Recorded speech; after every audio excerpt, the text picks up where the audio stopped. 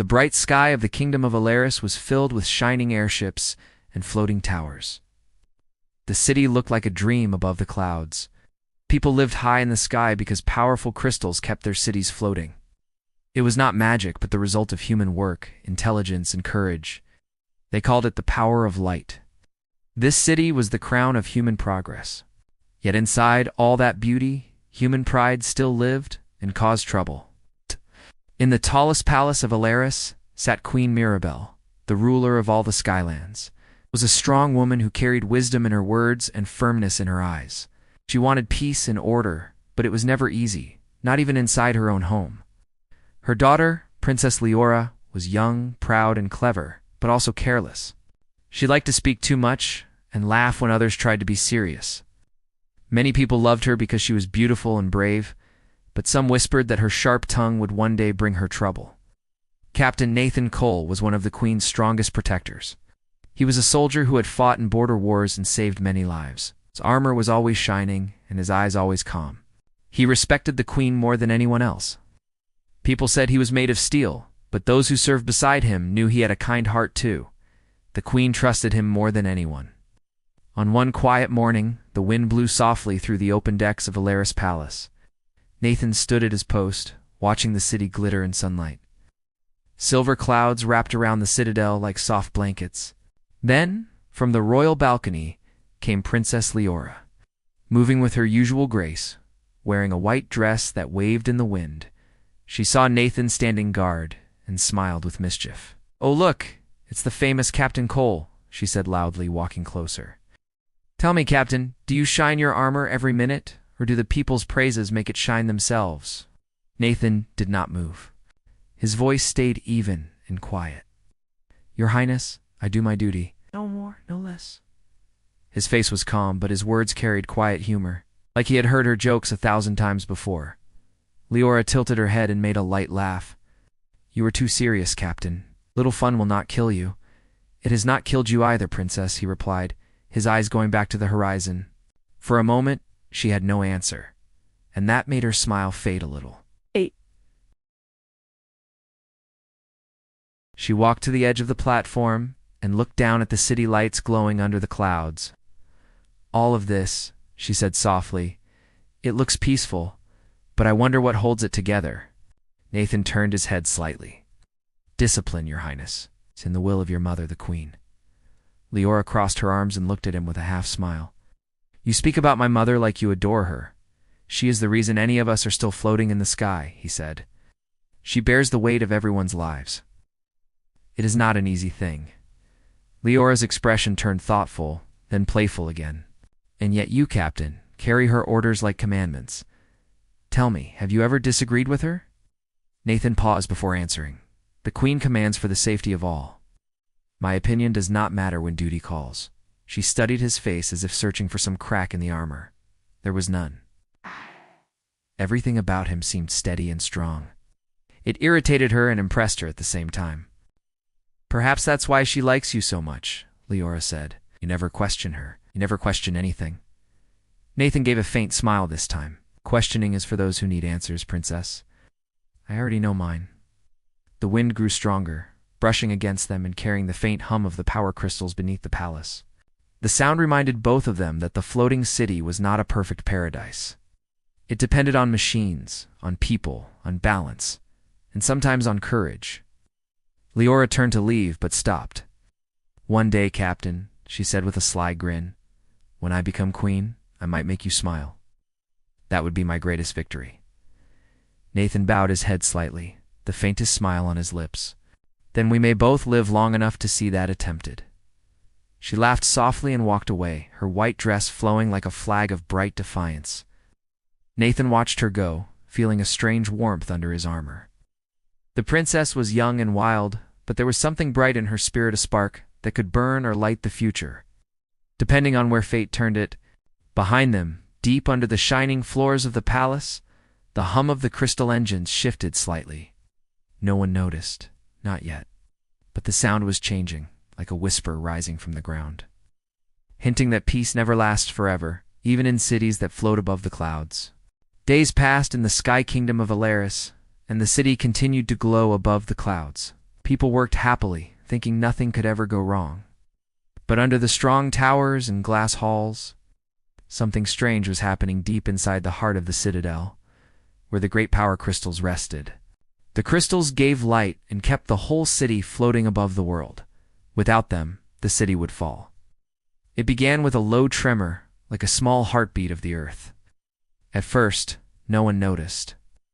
Engineers thought it was just a small vibration from the engines below, but soon the tremor became stronger and constant. Machines began to blink red, and the light under the palace floor flickered. The warning bells rang softly across the main control hall, and fear slowly grew among the workers. When the alarm reached the royal palace, Queen Mirabelle called her council. She stood tall, her face calm, but her voice firm. What is happening under the citadel?" she asked the chief engineer. The trembling man bowed deeply. "Your Majesty, the crystal core is unstable. The energy levels are rising without reason. If we do not cool it down soon, the city may lose balance." The queen looked at Captain Nathan Cole, who stood ready at her right. "Go," she said. "Take your best men and find out what is wrong. I want this fixed before nightfall." Nathan bowed. "At once, Your Majesty." The queen turned to her daughter, who sat beside her, playing with a silver ring. "You stay here, Leora. This is no place for a princess." Leora frowned. "Mother, I am not a child. I can help." "Enough," said the queen. "Your place is here in safety. Obey me." But Leora had the fire of defiance in her eyes. She hated being told to stay behind. As Nathan left the hall, she watched him with curiosity. Something inside her whispered that the true story was down there, under the palace, where the danger lived and where heroes were made. A few hours later, Nathan and his team entered the deep undercity through an iron door. The air was hot and filled with blue light from the glowing crystals. The deeper they went, the louder the humming became. He gave clear orders to his men, and they moved carefully through the metal passageways, checking wires and panels. Then came a noise behind one of the storage cages. Nathan turned sharply, sword half drawn. A small figure stepped out, carrying a white coat and a playful grin. It was Princess Leora. "Princess," he said, frowning. "I told you to stay above." "I was told to stay," she said, shrugging, "but not by you." Nathan sighed deeply. "This is not a game. You are standing in the most dangerous part of the city." She smiled fearlessly. "Then we fix it quickly, Captain. You have all these soldiers, but none of you can read the energy tablets like I can. I studied the crystal network. I know something about it." Nathan looked at her and realized she might actually be useful. "Stay close then," he said finally, "and do not touch anything unless I tell you." They walked together through the glowing tunnels. The machines hissed softly, and drops of hot steam fell from pipes. Leora watched Nathan's calm face as he studied each control panel. She did not understand how a man could look so calm in such danger. She admired it a little, though she would never tell him that. Finally, they reached the heart of the crystal chamber. A round pit glowed with bright purple light, and the air shimmered with heat. The machinery around it clicked wildly. Nathan ordered the guards to hold position and began to check the energy conductors. Leora crouched beside him, reading the control screen. "The main stabilizer is overloaded," she said quickly. "We can lower it manually, but it will need someone to stay near the vent ring to hold the valve. That means one of us must take the surge," Nathan said without blinking. She looked at him. "If you do it, you'll get hurt. If I don't, everyone gets hurt," he said, and pulled off his armor plate to move faster. Sparks flew as he reached for the hot metal levers. His arm trembled from heat, but he held tight. Leora tried to help, pushing her energy tablet into the core reading port. Ada. The lights flickered bright yellow, then calm blue. The humming softened at last. The massive pressure began to fall. But a sudden flash burst from one of the lower coils, and a pulse of energy struck across the floor. Nathan turned and caught Leora, pulling her down before the pulse hit her. The blast burned his arm and threw him against the wall. For a moment, everything went silent. When she looked up, she saw Nathan kneeling, his armor faintly smoking. His face was pale but steady. "You are safe," he said quietly. Leora stared at him, her heart pounding. The man she had mocked only days ago had risked his life for her without a second thought. She did not know what to say. The walls around them were quiet again, the glowing light smooth and peaceful. Nathan stood slowly, wincing, but still holding himself with pride. "Let us return to your mother, princess," he said. Leora followed him in silence this time, her usual jokes gone from her lips. Something had changed inside her heart, for the first time. She looked at Captain Nathan not as someone to tease, but as someone she could trust when the world began to shake. Far above them, Queen Mirabelle waited, unaware that both her daughter and her strongest warrior were walking back from the edge of disaster, bound now by courage and a spark of something neither of them yet understood. The air in Alaris felt heavy after the danger passed. The city still floated in the sky, safe again, but the tension did not vanish. People whispered about what had happened in the crystal chamber. The queen learned that her daughter had gone down into the deep tunnels against orders. It was said that Captain Nathan had saved her life. Everyone knew the queen loved her daughter, but they also knew she was a ruler who did not forgive disobedience easily. Queen Mirabelle sat in her grand hall upon the silver throne. The tall windows behind her glowed bright from the morning sun that poured through the clouds outside. Her crown sparkled like fire, but her face was calm and cold. Around her stood guards and ministers waiting for her word. The heavy doors opened, and Captain Nathan entered with steady steps, his arms still wrapped in white cloth from the burn he had received during the blast. Behind him, Princess Leora followed in a plain dress, her face quiet but proud. She moved slower than usual, as though she carried weight on her heart. The hall fell silent. The queen looked first at her daughter, then at Nathan. Her eyes were sharp.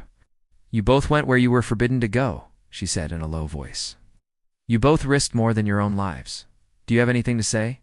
Leora tried to speak. "Mother, I only wanted to help." "Silence," said the queen. Her words echoed off the stone floor. "You were told to stay above. You chose to disobey." The princess looked down at the floor, her hands trembling. Those who watched could almost feel the tension in the air. Even the guards dared not move. Then Queen Mirabelle turned to Nathan. "And you, Captain, you were sworn to my command. Why did you allow this? Why did you not send her back when you found her?" Nathan stood straight. "Your Majesty, I could not risk sending her back through the unstable tunnels. The danger was rising. Once she was there, I made sure she was under my guard. She did her part to restore the core, and she behaved bravely. Without her, we might not be standing here." The queen's gaze did not soften, but she listened. "Bravery and disobedience are not the same, Captain," she said. "One saves lives. The other risks them." Nathan bowed his head slightly. "Yes, Your Majesty." Leora could no longer stay quiet. "Mother, if not for Nathan, I would have died down there. Save me." It was not his fault. For a few seconds, the queen said nothing. Then she stood slowly, her long gown sweeping the marble steps as she walked down toward her daughter. Her footsteps echoed across the throne room like slow thunder. She stopped right in front of Leora. The air was thick with silence. "Do you know why I told you to stay behind?" the queen asked softly. Leora swallowed, her voice almost a whisper. "Ah, because I am a princess?" Mirabelle shook her head. "Because you are young. Because someday you will lead, and leaders must learn when to listen. Bravery without thought leads only to loss." Tears burned in Leora's eyes, but she stayed strong. "I only wanted to prove that I am worthy of this crown one day." The queen's face softened a little. "A crown is not proven by pride. It is proven by knowing when to kneel." Her voice grew firm again. "Bend now, daughter. Bend and learn what humility means." Leora's eyes widened in shock. She looked around. The court was silent, waiting. Her pride told her to stay standing, but something inside her shifted. Slowly, she knelt down before her mother. The cool floor touched her knees. "God." The queen looked at her and said quietly, "Remember this moment, Leora? The greatest leaders are not those who stand tallest, but those who know when to bow for wisdom." Then she turned to Nathan, still standing. "And you, Captain, kneel with her. You share her lesson today." Nathan did not hesitate. He lowered one knee to the ground beside the princess. The hall filled with light as morning beams passed through the high windows. For a moment, the sight was quiet and powerful, a queen teaching her daughter, a soldier sharing her burden. After a long silence, the queen spoke again, her voice softer than before. "Rise." Leora stood first. Her eyes met her mother's. There was no anger left in them, only understanding. Nathan rose too, steady and calm. The queen looked at both of them again. "You will remember this, Leora. Learn from this man.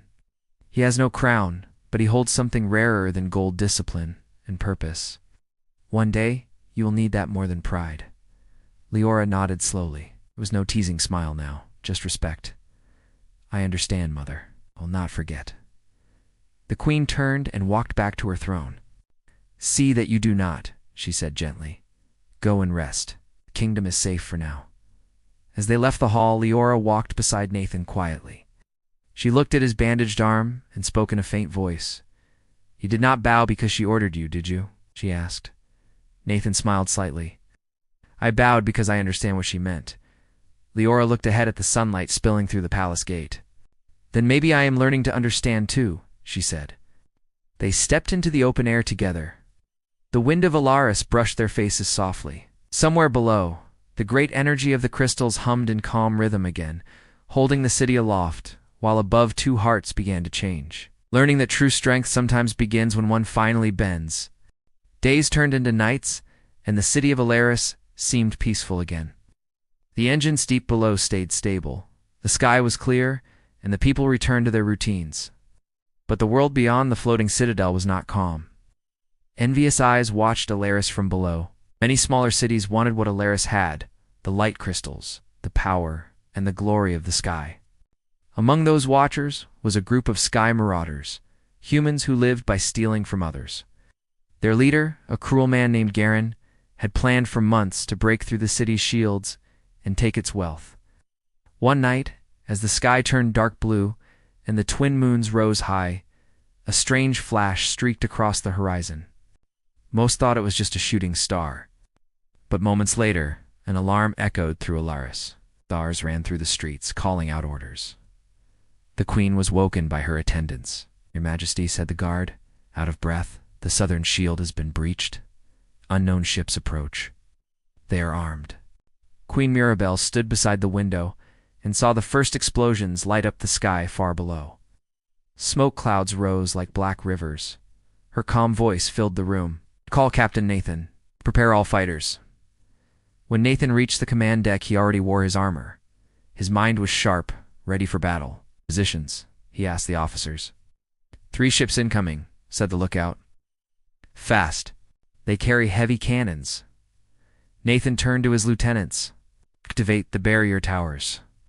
Send defense squadrons to the east and west flanks. Nobody fires without clear sight of the target." He then spoke calmly to the queen through the communicator. "Your Majesty, I'll lead the ground defense myself." The queen replied firmly, "I trust you, Captain. Keep Alara safe." As Nathan prepared to leave, a familiar voice came from behind. "And me." He turned to see Princess Leora in light armor, a sword strapped at her side. Her eyes burned with determination. "Princess," he said, "you should stay with your mother." She shook her head. "Not this time. I cannot learn bravery from behind walls." Nathan looked at her, remembering the queen's lesson about humility. He saw that the princess was not acting out of pride this time, but out of duty. He sighed quietly. "Then stay close," he said. Outside, the wind roared as the battle began. Fire shot through the air from the attacking ships.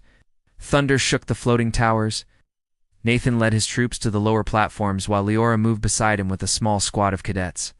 As they reached the open deck, the first enemy ship appeared, a dark craft covered in steel plates, its engines glowing red.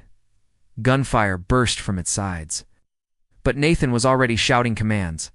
"Archers, aim for the propellers. Shield bearers, forward." Arrows flew through the air, striking the enemy's engines. A loud crash followed as the ship spiraled downward, flames trailing behind it. The soldiers of Alaris cheered, but the sound was drowned by another blast from above. 2 more ships were coming in fast. Nathan raised his sword, signaling his men to hold the line. Leora, heart racing, realized how real danger felt. She had trained with wooden swords before, but this was war. Still, she fought beside Nathan, quick and fierce, her movements guided by instinct and courage. At one point, a piece of metal fell from above, striking near her feet. Nathan grabbed her shoulder and pulled her back just before it could hit her. "Watch the sky, princess," he shouted. She nodded, breathless. "Thank you," she said, gripping her sword tighter. The battle raged for hours. The night sky was filled with fire, smoke, and light. People in the city prayed while the guards fought bravely. Above it all, Queen Mirabelle stood on her balcony, watching her people defend their home with unwavering strength. She saw small flashes of her daughter's white armor glinting in the chaos, and felt both fear and pride rise in her heart. When the dawn finally began to glow, the last of the marauder ships broke apart in flames. The sound of their engines faded, leaving behind only silence and drifting ashes. On the lower deck, Nathan stood among his soldiers, tired but alive. Around him were broken weapons, burned rails, and smoke rising to the morning sky. Leora walked slowly toward him, soot covering her cheek. Her sword was scratched, her hair tangled, but her eyes shone like the sunrise. "It's over," she whispered. "For now," Nathan said. He looked toward the sky where new light was spreading. But peace needs guarding. Always. Queen Mirabelle arrived soon after, her robe slightly torn from rushing down the palace steps. She looked at the soldiers, at her captain, and finally at her daughter. Leora knelt on one knee before her. "Mother, I fought not out of pride this time, but for Alaris." The queen reached down and lifted her chin gently. "I saw, my child. You have learned that courage is not about proving yourself. It is about protecting what matters." She then looked at Nathan and gave a small smile. "Once again, Captain, you have kept us all standing." Nathan nodded respectfully. "Only because your daughter stood beside us, Your Majesty." The Queen's eyes softened as she took in the two of them, one disciplined, the other spirited, yet now united by honor. The wind brushed through the broken decks, carrying away the last traces of smoke. The people cheered in the distance as the sun rose higher. Alaris had survived the attack. Its towers still shone bright, standing strong above the clouds. Stronger now because its leaders had learned more than how to fight. They had learned what it meant to stand together. The morning after the battle, the city of Alaris was quiet. The wind moved gently over the floating towers, carrying the smell of smoke and metal away. The people worked together to clean the broken streets and patch the holes left by the fight. Children ran through the soft fog, laughing again, their voices mixing with the hammering sounds of rebuilding. Queen Mirabelle watched from her balcony as the citizens repaired their home with hope. Her mind was heavy but calm. The city had survived, and her people had shown great courage. She turned her eyes to the courtyard below, where Captain Nathan Cole spoke to a group of engineers. His arm was still wrapped, but he moved normally, giving orders with the same calm strength as always. Beside him, Princess Leora helped hand out supplies to the injured. Her hair was tied back, her white robe stained with dirt, but she worked without complaint. The queen could see how much her daughter had changed. The fiery pride in her eyes had softened into something wiser and deeper. Mirabelle smiled faintly to herself. Later that day, the queen called for a council meeting. The ministers, guards, and engineers gathered in the great hall. The sunlight shone through tall glass walls, spreading gold light across the long floor. Nathan and Leora entered together and stood before the throne. Everyone bowed. Queen Mirabelle looked over the room and began to speak. Her voice was steady and strong. "Yesterday, we faced fire and thunder, but we did not fall. Not because of one person, but because every hand and heart in this city stood together." She paused and looked at Nathan. "This man has led our soldiers with courage beyond measure. He faced danger without fear, and his loyalty has kept us safe more times than I can count." Nathan bowed slightly. "I only serve your majesty." The queen smiled gently. "You serve? Yes. But you do more than that. You remind us what it means to be human in times of fear." Then she turned toward her daughter. "And you, Leora, when you disobeyed me, I was angry. But now I know that you disobeyed because your heart could not stay still while others suffered. You fought not for pride, but for the people. You have grown, my daughter." Leora lowered her head respectfully. "I have learned, mother. I know now that a crown without humility means nothing." The queen rose from her throne and stepped forward. Both of you have proven that strength and wisdom must walk together. So from this day on, Captain Nathan Cole will serve not only as commander of the guard, but as protector of the royal house. And my daughter will serve beside him as a voice for the people. A soft wave of approval filled the hall. Nathan looked surprised but humble. Your Majesty, that is an honor far greater than I deserve. It is what you have earned, the queen said. The council ended, but the queen asked Nathan and Leora to stay. When the room emptied, she walked to the tall window overlooking the sky. Do you see that, my daughter? She said softly. That light over the horizon? It means that night always gives way to dawn. You must remember that when your time comes to rule. Leora stood beside her mother and nodded quietly. I will remember. Nathan looked out with them, the sunlight reflecting in his eyes. He had seen many sunrises, but this one felt different. Something peaceful filled him. After all the battles, after the pain and loss, here was a moment of calm worth defending. As the queen left the room, Leora turned to Nathan. Her words were simple, but full of warmth. Do you think we will always be at peace? He smiled a little. Peace is never forever. People like us can hold it long enough to matter. They walked together across the courtyard where soldiers and workers were still busy repairing the damage. Some waved at them, cheering their names, not as royalty or commanders, but as friends. The air was crisp and alive, full of hope. That night, the city glowed brighter than ever. The lights from the tower shined across the clouds like a golden sea. Oh. Music played softly from the squares below. Families gathered to share food and stories of the victory.